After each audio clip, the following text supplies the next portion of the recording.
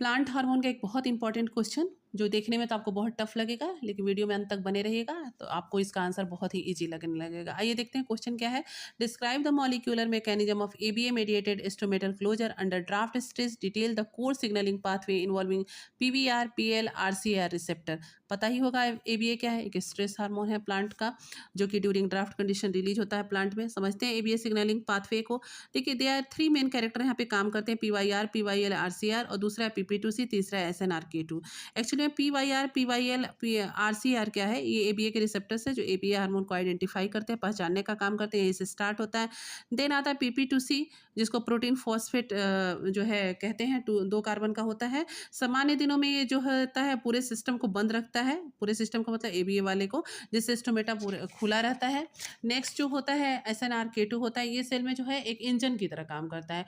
इसके एसएनआरके2 को सामान्य दिनों में पीपी2सी जो है वो दबा के रखता है। अगर ये स्टार्ट हो गया तो स्टोमेटा जो है वो बंद हो जाएगा। अब मॉलिक्यूलर मैकेनिज्म को समझते हैं। सबसे पहला मैकेनिज्म है कि ड्राफ्ट ट्रिगर एबीए बाइंडिंग।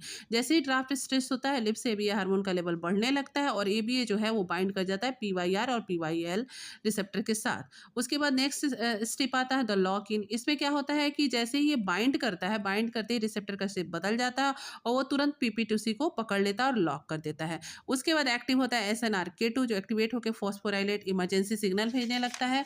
और उसके बाद कैल्शियम आयन जो होता है, कैल्शियम रस and ROS chain reaction start हो जाता है। एक्टिव एसएनआरके2 सेल के अंदर जो होता है आरओएस और नाइट्रिक ऑक्साइड बनाने लगता है, जिससे सेल वैक्यूल के अंदर से कैल्शियम आयन बाहर आने लगता है और कैल्शियम सेल के अंदर आने वाले जो पोटेशियम आयन चैनल को है उसको हमेशा के लिए लॉक कर देता है। स्टेप 5 में क्या होता है, आयन एंड वाटर आउटफ्लो।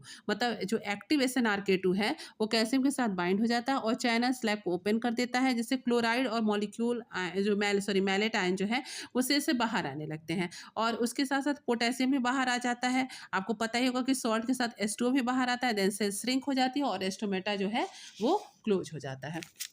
अब इसको हम एक फ्लो के थ्रू समझते हैं कि स्ट्रेस कंडीशन में भी यह हार्मोन रिलीज होता है तो उसके रिसेप्टर्स जो होते हैं ऑन हो जाते हैं और पीपी2सी के एक्शन को बंद कर देते हैं, मतलब पूरी तरह से ऑफ कर देते हैं। एसएनआरके2 जो होता है एक्टिवेट हो जाता है, ऑन हो जाता है, जिसकी वजह से आयन एंड वाटर का जो है सेल से बाहर निकल जाते हैं और आयन और वाटर के बाहर निकलते ही सेल श्रिंक हो जाती है और स्टोमेटा क्लोज हो जाता है और वाटर लॉस जो है प्लांट बॉडी से पूरी तरह बंद हो जाता है और वाटर जो फाइनली प्लांट अपना वाटर लॉस बचा लेता है। अगर वीडियो आपको अच्छी लगी होगी तो चैनल को सब्सक्राइब कर लीजिएगा। Thank you.